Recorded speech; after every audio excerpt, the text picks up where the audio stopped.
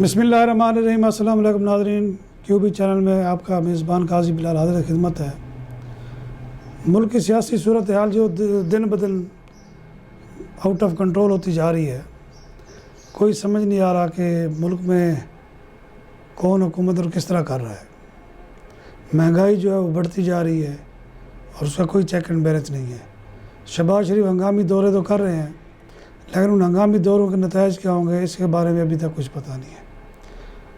دوسری جانب یہ پتہ چلا ہے پیپلز پارٹی نے جو بڑے اہم ترین عہدے مانگے ہیں اس میں انہوں نے کہا ہے صدر پاکستان کا عہدہ انہیں دیا جائے، اپنا اسپیکر کا عہدہ دیا جائے اور چیئرمین سینٹ کا عہدہ دیا جائے۔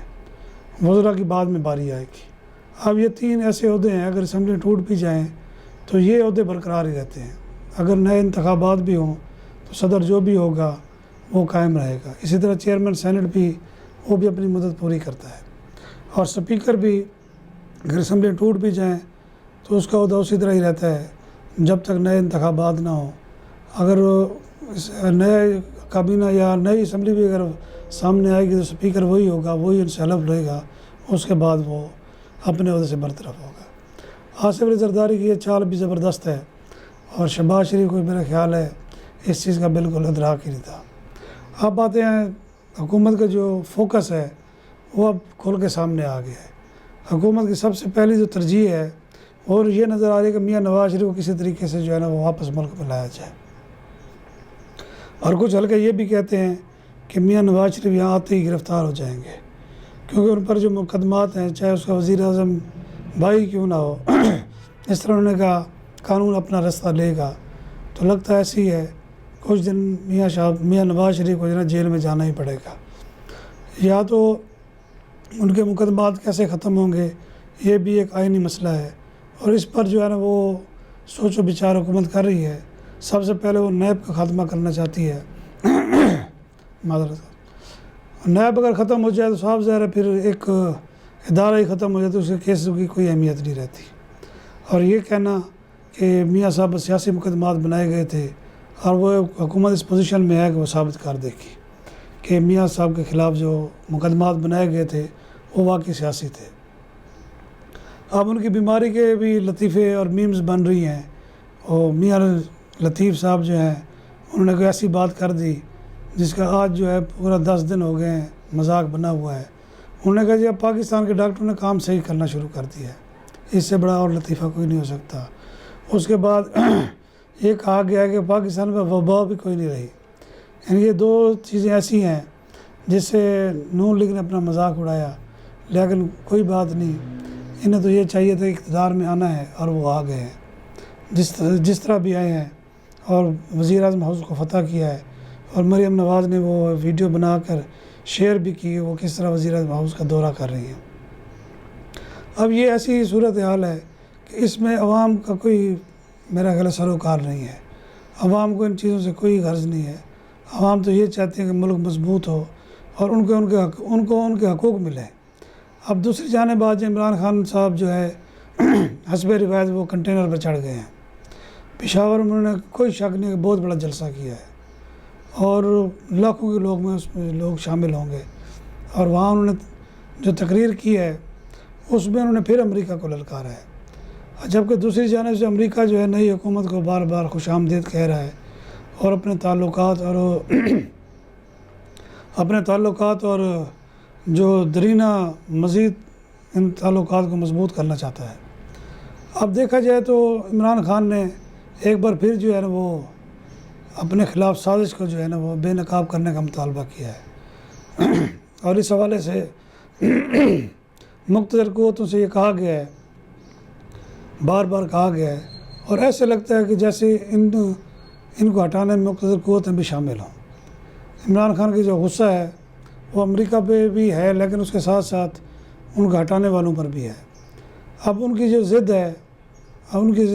ہے کہ الیکشن کرائے جائیں، اور یہ بھی ایک بعض ہلکے باتیں کر رہے ہیں کہ عمران خان کو اس لیے ہٹوایا گیا ہے کہ وہ ان کی پوزیشن بہت ہی زیادہ خراب ہو چکی تھی۔ اب ان کو ایک مظلوم بنا کر پیش کیا جا رہا ہے تاکہ وہ اقتدار میں آسانی سے آ سکیں اور دو تہائی اکثریت حاصل کر سکیں۔ اگر ایسا ہوتا ہے تو یہ بھی ایک المیہ ہی ہوگا، کیونکہ پہلے ہی سلیکٹڈ کی جو ہے گردان اپوزیشن جو ہے وہ کہہ رہی تھی کہ سلیکٹڈ ہے، اب وہ ہٹ گیا ہے، اب وہ کہتے ہیں کہ مجھے الیکٹ کر کے دکھائیں۔ اب الیکشن کے لیے صاف ظاہر ہے تو اس کے لیے سب جماعتوں کو پھر الیکشن میں جانا ہوگا، اور ایسے میں اس وقت جو پوزیشن ہے وہ زیادہ جو مضبوط نظر آ رہی ہے وہ تحریک انصاف کی ہے، کیونکہ ان کا جو ایک سمپیتھی ووٹ ہے، یعنی کہ اب بعض سوشل میڈیا پر ایسی ویڈیوز بھی آ رہی ہیں جس میں عمران خان پر بڑا ظلم ہوا ہے، بڑا مظلوم ہے وغیرہ وغیرہ، جو ہے نا وہ ٹرینڈ چلایا جا رہا ہے۔ دوسری جانب ایک اور ٹرینڈ چلایا جا رہا ہے جو میرا خیال ہے انتہائی خطرناک ہے، اور وہ ریاست کے خلاف ہے۔ کچھ بھی ہو، میں نہیں سمجھتا کہ ریاست کبھی بھی اپنی آپ کو کمزور کرے گی۔ مختلف جنرلز کے، ریٹائر جنرل کے جناب آڈیو سامنے آئے اور بعد میں پتہ یہ چلا یہ سارے فیک تھے، اور انڈیا میں بیٹھے لوگ جو ہے وہ ان کی آواز میں جو ہے نا وہ ڈبنگ کر کے اور پورے پاکستان میں پھیلا رہے تھے۔ اور میں حیران ہوں، خاص طور پر ہمارے جیسے یوٹیوب چینل والے ہیں، وہ اس کو بریکنگ نیوز اور پتہ نہیں کیا کیا لیک ہو گئی آڈیو، ان کے بغیر تحقیق کیے۔ اب ایک بندہ جنرل اعجاز ہے، اس نے کہا یہ فیک ہے، میں اس کی تردید کرتا ہوں۔ وہ ایک ہمارے چینل کے دوست ہیں، انہوں نے پھر بھی چلائی اور ساتھ یہ بھی کہہ رہے ہیں یہ فیک ہے۔ اگر فیک ہے تو آپ نہ چلائیں، ان کے ایتھکس کا بھی جو ہے ہمیں خیال ہونا چاہیے۔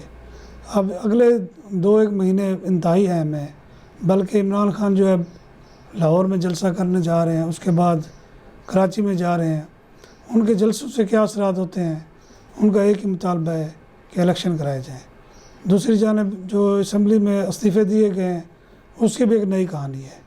وہ کہتے ہیں کہ اسمبلی جو ہے اجتماعی استعفے جو ہے وہ کسی صورت قبول نہیں کر سکتی، اس کے لیے فرداً ایک استعفیٰ دیا جائے، یعنی کہ اگر ایک استعفیٰ دیا جائے، اجلاس ہوگا تو اس میں وہ پیش ہوں گے۔ اس طرح یہ لگتا ہے کہ سال ادھر ہی گزر جائے گا، اور یہ میاں شہباز کی جو حسرت ہے کہ وہ 1 سال یا 1.5 سال حکومت کر لیں، ان کے نام کے ساتھ وزیر اعظم پاکستان لکھا جائے۔ اب وہ وزیر اعظم بھی نہیں لکھتے، خادم پاکستان لکھتے ہیں۔ اب ہم دعا گو ہیں کہ اللہ تعالیٰ ہمارے ملک پر آسانیاں پیدا کرے۔ اگر کوئی بیرونی سازش ہے تو اس کو ہم سب مل کر ناکام بنائیں، اور اس میں مقتدر قوتوں کا بڑا امتحان ہے۔ اصل میں ٹارگٹ وہ ہے، سیاستدان بالکل ٹارگٹ نہیں ہے۔ اصل میں ہماری فوج کو کمزور کرنے کے لیے اس قسم کی مووز چل رہی ہیں۔ ہمیں ہوش کے ناخن لینا چاہیے، اور ملک کے ساتھ ساتھ اپنی فوج کا بھی دفاع کرنا چاہیے۔ اجازت چاہوں گا، اللہ حافظ۔